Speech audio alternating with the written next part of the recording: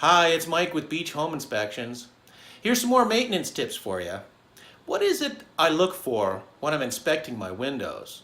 Let's have a look. So here we have a typical bedroom window. And when I stand back and have a quick look, the first thing I notice is this pane of glass is a lot more clear than this pane of glass. Well, that means that it's not just a little bit of dirt on the outside.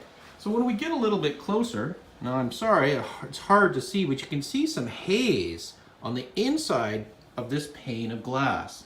Well, that's a sign that the seal has gone. Now, does that mean we should rush out and change the window, that it's totally useless? No, as a matter of fact, not. We're not going to save very much money, if any at all, from the thermal insulating value of the window. What it does indicate is that this window is aging and we should monitor it for performance. So we're going to look a little bit closer. We're going to look at things like the locks. Are they still working? The slides, are they broken? Does the window actually open and close nicely? And we can see that this one does. So other than not looking quite as attractive, the window is still performing as it's expected. Well, there you go. Some more tips for you. Have a great day.